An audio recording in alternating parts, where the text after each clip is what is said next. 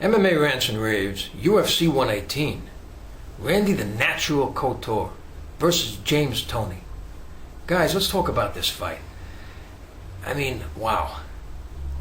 If there was ever an exclamation point to a statement that has been made, I would say over the past few years, this definitely was it.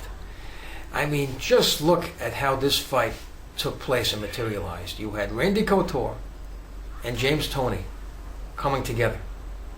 Just look at the way these guys started to face off. I mean, you just saw Couture trying to read Toney like a quarterback is trying to read a defense. I mean, he was just looking for an opening, something safe where he can get a hold of Toney and throw him on his back. And boy, did he find it. I mean, he shot for a takedown. I mean, here's a guy, and I just want to say something. What incredible shape Randy Couture is in. I mean, did you see how built this guy is and how conditioned he is? And the speed. He just came in there, you know, like a barracuda. I mean, it was like a streamlined takedown. He went for that single leg. And he just got him down. And that's another thing about Couture. You know, he is as strong as a bull. Powerful guy. You know, people say it all the time. He can pick up guys over 200 pounds and just slam them to their back with ease. A powerful, powerful guy. Got that single, just threw Toney down like nothing. I mean, there was no defense against it. There was no struggle even to stay on his feet. I mean, just took him down effortlessly. And there was no reaction when Couture went for it. You didn't even see Toney kind of react like trying to punch him, because the reality is you can't blame Toney. There's nothing a boxer can do. Boxers live basically by standing up. They use either southpaw, the other orthodox stances that they have, to stand up with another fighter and to use their hips and use their leg movements and their body movements and their arms to put power into those punches. It's a stand-up type of strike. That's the way it goes. What do you do? What the heck do you do when you have a guy that's coming at you with high speed and power going for your leg? You can't hit a guy like this. There's no power. It's just your forearm. Nothing's going to happen. It's going to be with a lot less power if you're just hitting a guy like that than if you're coming across. So you really can't attack a guy with a boxing style, you know, that's coming at you with that lower leg. Now, you can uppercut, but it's also very difficult because you have to go all the way down to uppercut. I mean, that was a very low takedown. It was like the lower part of the leg just above the knee, which is what it seemed like when Couture got this guy down.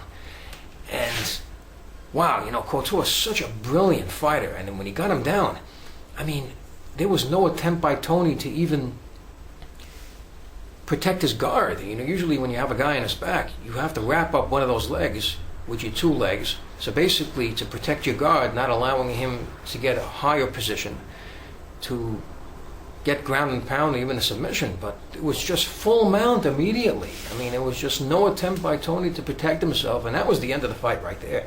That's the thing about mixed martial arts. You see, the human body is not really meant to just strike people. I mean, it's meant to hold things. You have your hands, you have elbows, you have your weight, of course, using your legs, using your arms, and that's what it's about. It lets you use your body to perform. And boxing doesn't let you do that. You know, you can only use your hands and everything to complement those hands to make your power come across. But if you do anything else, the ref separates you. It's very limited. Here you have a situation where the fighter can actually fight. This is a real fight, ladies and gentlemen. If you boxing fans watching, this is what fighting is really about. All right? You don't just see hands. You see legs. You see arms. You see guys getting on the ground. You see people using their weight. It's everything. It's everything. That's basically what you saw here. And I would make a statement here. You know, it's very simple. I mean, you take any boxer. It's not just Toney. All due respect to him, because, you know, he's the first guy to actually sign up and fight for mixed martial arts. No other boxer has done it, so he had the courage to do it. Now, if you take any boxer, I'm talking about the greatest, you know, if they came into a fighting arena with a guy like Randy the Natural Couture, they would lose that fight. And probably something very similar would happen. There's nothing that they can do against a guy like this. He's going to take any boxer, anyone, He's basically going to drop them on their back, squish their face, and choke them out. The mixed martial artist is supreme. The mixed martial artist is the ultimate fighter, and that's the way it is. Now, I respect boxing, and I respect boxing fans. I mean, it's a sport. A lot of people like it. It seems like an art form that people like to watch. It's like any other sport. You watch a wrestling tournament, a Brazilian Jiu-Jitsu tournament. You know, you watch baseball, football, if you go out of combat sports. In a way, football, you could look at it as kind of like a combat sport. It's very physical. So people like that. It's not exactly fighting. So, you know, people like it. And there are fans out there. You know, but I have a message to tell the boxing goofs out there. I'm talking about the goofs that actually thought that a boxer is going to come into mixed martial arts and basically take care of business. By declaring the winner with 3 minutes and 19 seconds in the very first round, the winner by arm triangle, Captain America, Hall of Famer, Octagon Warrior, Andy, the Natural